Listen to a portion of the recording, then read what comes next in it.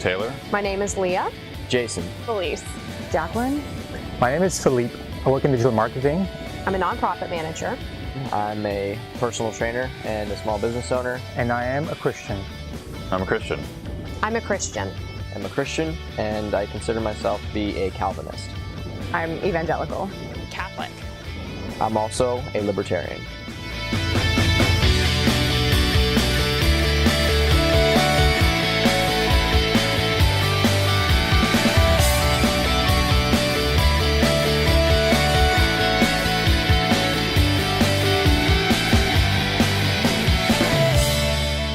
I believe the government is good at trash collection, national defense, courts, and that's about it.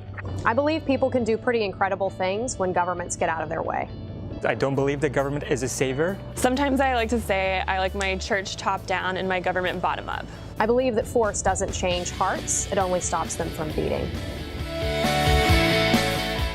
We were all told we can't be both Christian and libertarian.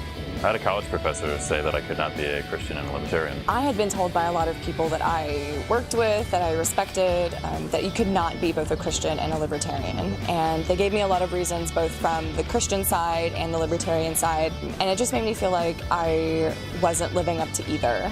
I've been told that libertarians don't respect tradition, authority, or order.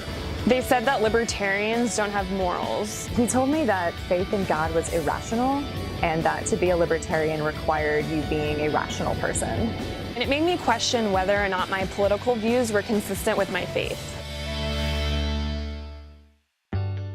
Can you be both a Christian and a libertarian?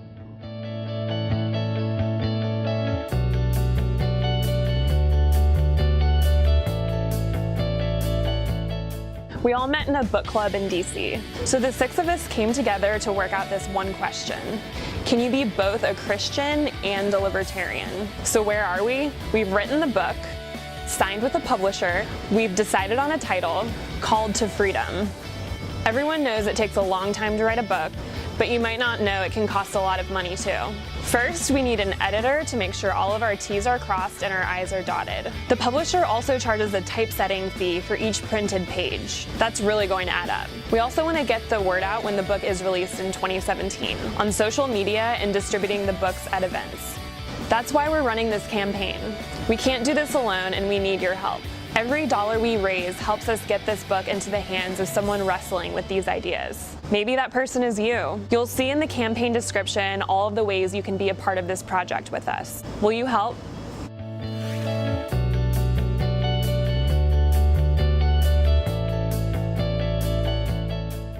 We want Christians to know that they're called to live morally and they're called to live freely. Christianity and libertarianism are very compatible.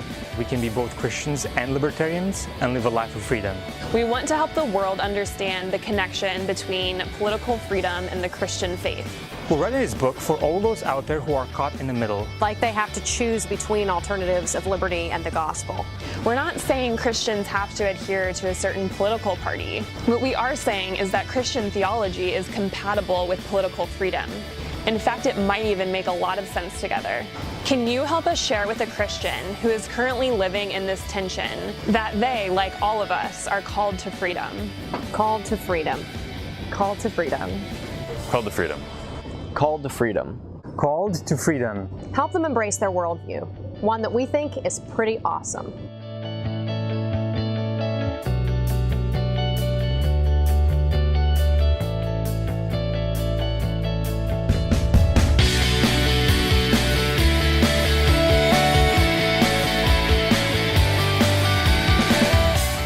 Tell us about your bunny. I have a pretty fat bunny. His name is Reepicheep.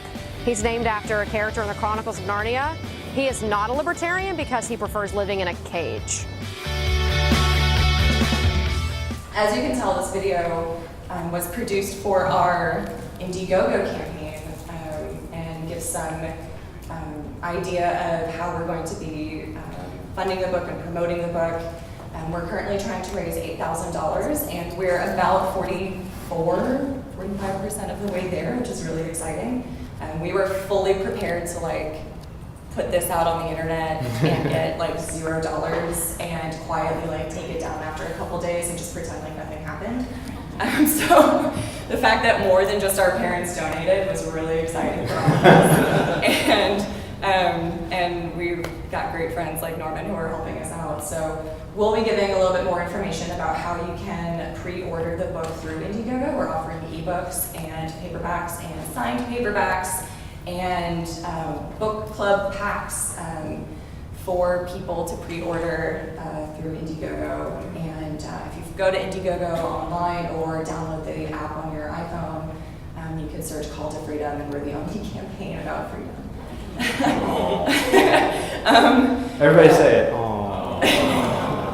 So it should be easy to find. We'll also be hanging out all day to help if you have any questions. Indiegogo takes credit cards, all major credit cards, and PayPal, which is, I guess, next up on the Libertarian shopping channel today. PayPal. But anyway, we'll be here all day to give you more information about how to pre-order if you're interested in doing that. And we're just thankful to be here. So. But we're going to start with a little talk about kind of how this came into being, and tell you a little bit about what's in the book, give you an idea and flavor for what it's all about. This is a really interesting project, and so what we're going to do is we kind of have some sort of a Q&A between the three of us here. We're going to start off with. It's going to seem kind of scripted because it is, and but that's great. This gives you an idea of what we're doing and why this exists, and then we'll give you guys a chance to talk a little bit with us about it and see what you think.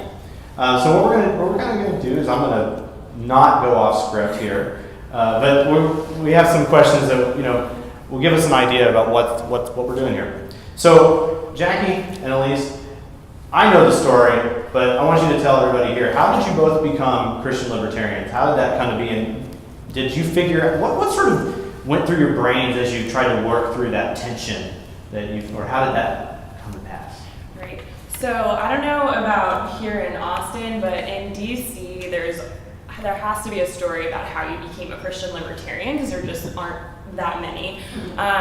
So I grew up in a Christian conservative home. My family's actually from Houston. My dad was in the Marines, just traditionally very conservative family. And I always considered myself Christian and libertarian growing up. Christian and conservative growing up.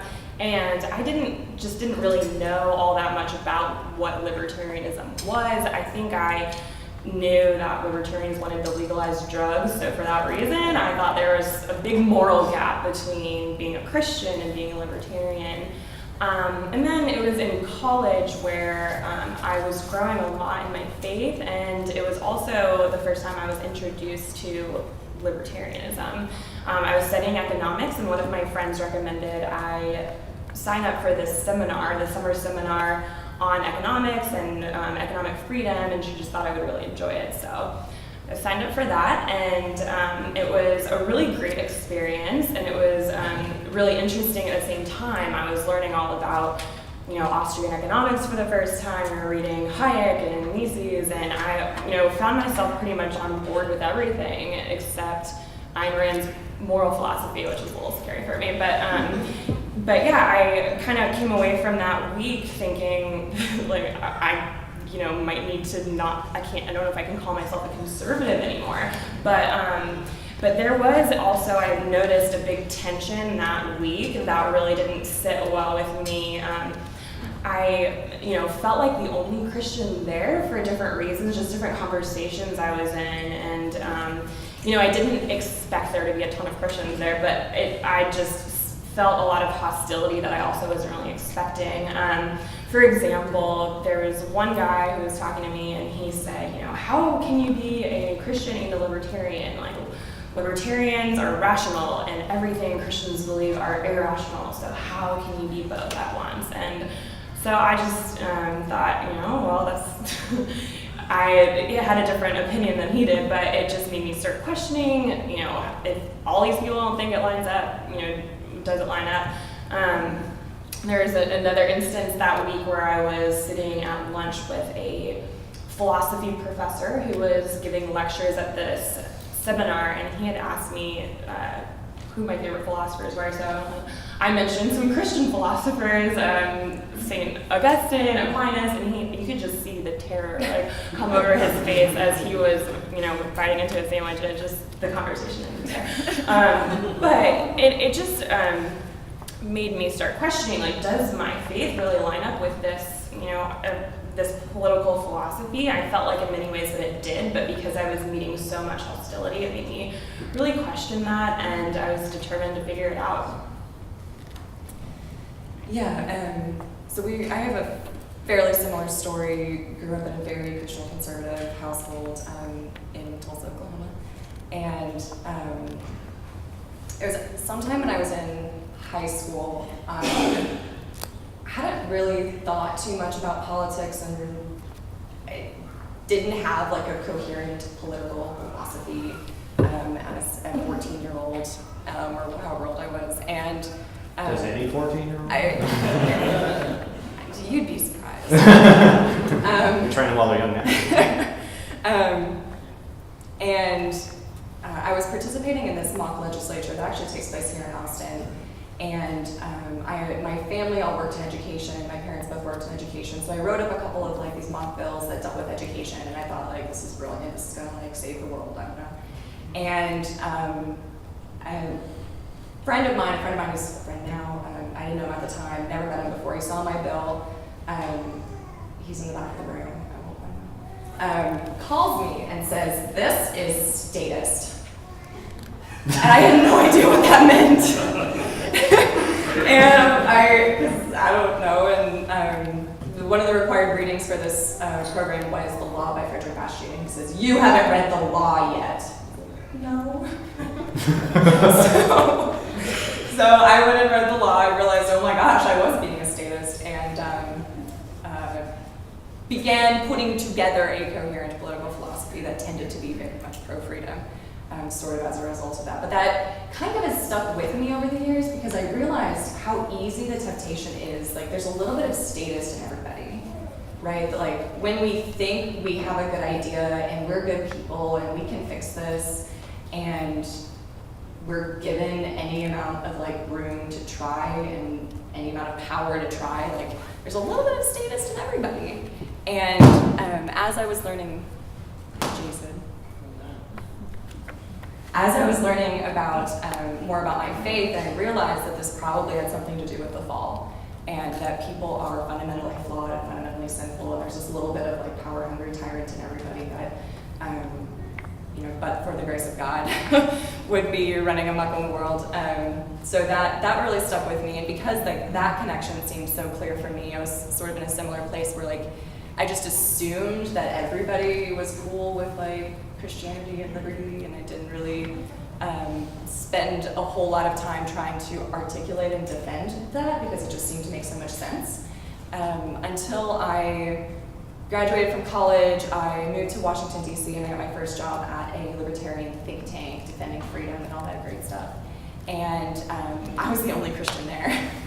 And in this like, in the intelligentsia of the think tank world, it's probably a fairly godless place no matter what the topic is. It is DC. Yeah.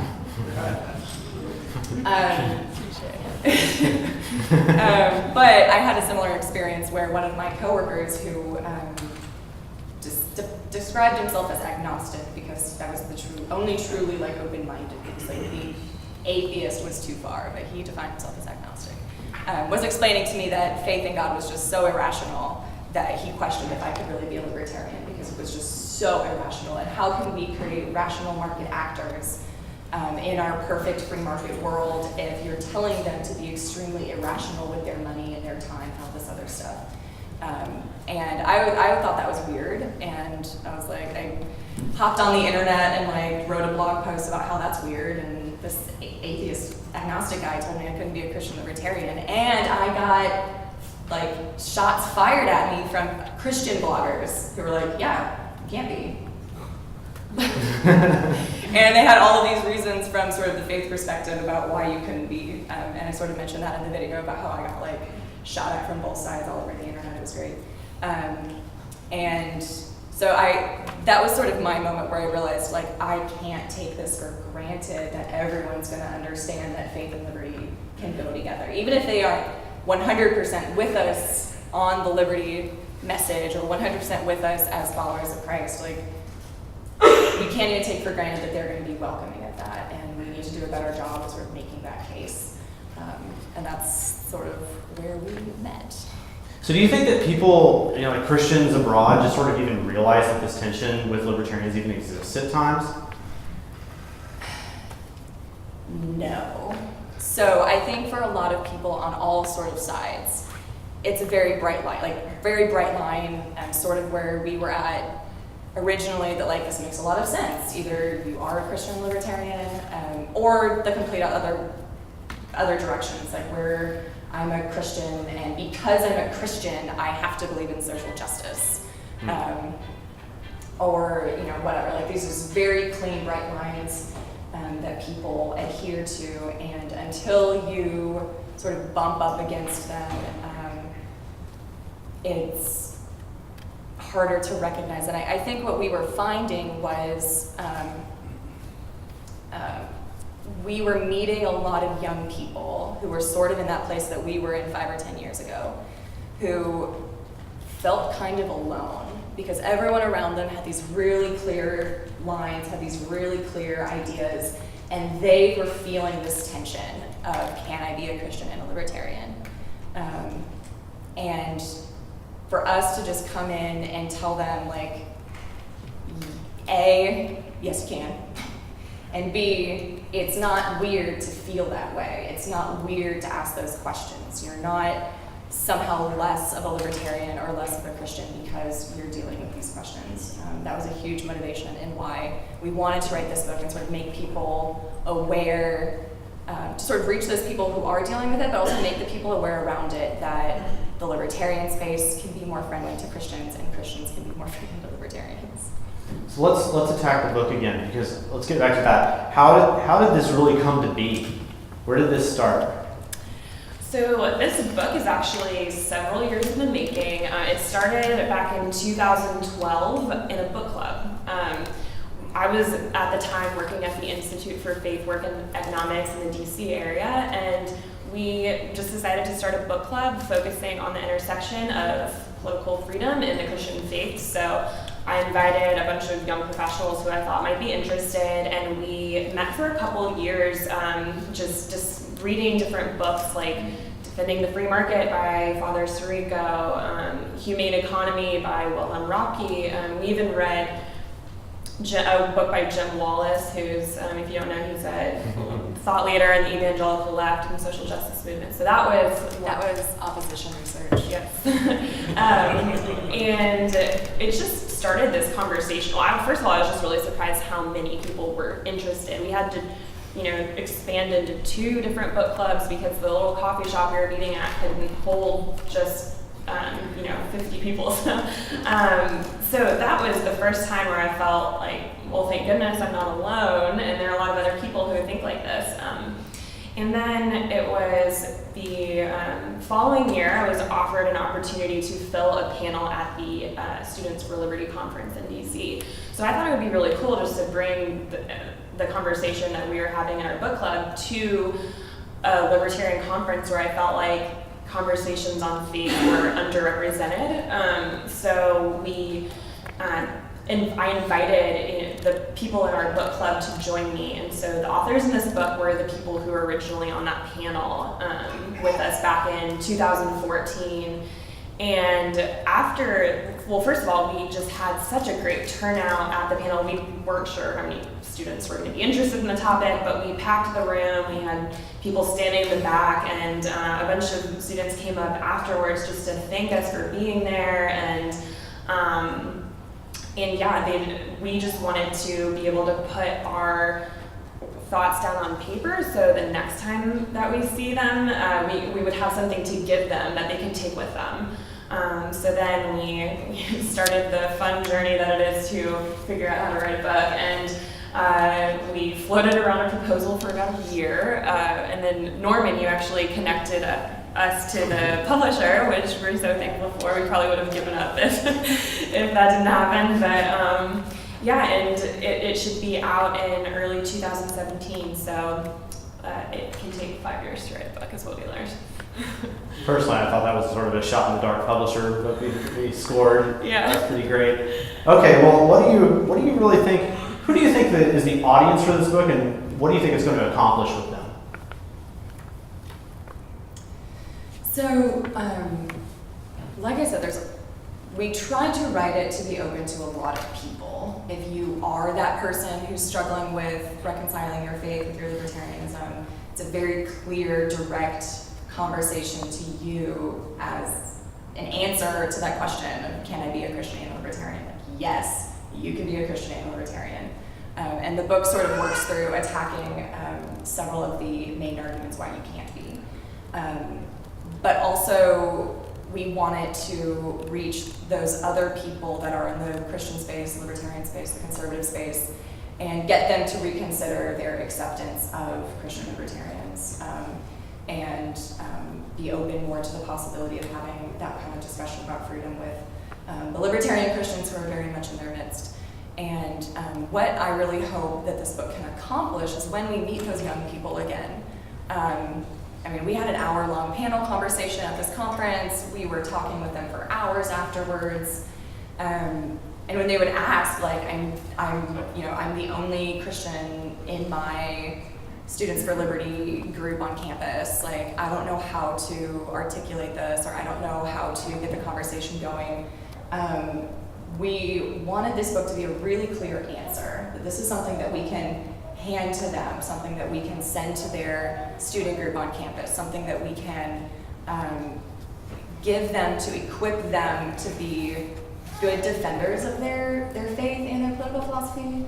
And then also be a tool to get the conversation going with their friends and their family and their schools and stuff like that. So it's certainly not just for students. That was the audience that sort of inspired it. But it would be a good thing for anyone who's sort of at that level of trying to reconcile their faith with their political philosophy. So if I wanted to just hand it off to somebody who might be interested, you think that's maybe just a Christian but not a libertarian, you think that's a good idea? Yeah? Just say yes. Yeah, yes. Yes, I think we wanted to make it accessible for, some people who were libertarian but really weren't sure what they thought about their faith. We try to make it accessible to as many people as possible. But on a broader scale, one of the things that I hope this book really accomplishes is, I think it would be great if more Christians became libertarians, but what I'm more concerned about is when I was researching this topic, I came across a libertarian blogger who, with a Christian background, and she said when she started working in the liberty movement in DC, she called it a godless place, and that just really resonated with me because I felt like, I kind of felt that way when I was at the seminar, and I just, I just think that it's a shame that anyone feels that sort of hostility. And you see it when you go to the CPAC every year is this conservative political action conference. It's the biggest conservative conference we have in DC every year. I mean, there are a bunch of Christian universities who come sponsor. There's Faith and Freedom Coalition, Family Research Council, Catholic Voters. I mean, there's just a bunch of, the faith presence is very much there. It's not the case at Students for Liberty or libertarian conferences. And I really hope that this book begins to change that conversation, and we've already made so much progress. I mean, we have the Christians for Liberty conference, which is really great, and we didn't have this when we started that book club back in 2012. So I think we're already making a lot of progress in this conversation, and I just hope the book just keeps propelling that conversation forward in a tangible way. Could you give us, say, one big takeaway from the book if you wanted to just get one point out of it for somebody? Sure. What's that? So I think, this probably is already very obvious to most of you in the room, but I would like the takeaway for any of our readers to be that it is infinitely more important to be a Christian than it is to be a libertarian. And I know a lot of people, again, this probably goes back to the fact that we're in the intelligentsia of DC, but I know a lot of people who are just, very obsessed with policy and, economic freedom and Bitcoin so much that it almost seems to be their religion. And I know a libertarian author who is he's also a Christian, and I found out just through conversation with him, and I asked him why he never speaks about that, because I get excited when I hear someone's libertarian Christian. So I asked him, like, why do you never talk about your faith? And he says, like, I'm just more passionate about liberty, and I just thought that was really sad, and I hope that's never anybody here. I just think, thinking to G.K. Chesterton, he would probably say, like, it's more, we need to be less logicians and more poets. And Leah Huey wrote a chapter in our book that's actually very poetic and optimistic. That was intentional because we want people to have hope for what liberty can do for us now, but more than that, we want our readers to have hope for the gospel. And as a libertarian, the highest political end is liberty, but as Christians, the highest end in life is so much greater than that. It's to know God and to love Him and to serve Him. And we make it a very big point in the book that, as authors, we are all Christians first and libertarians second. And if that's not the case for our readers, I hope that's their takeaway. That's great. Yeah.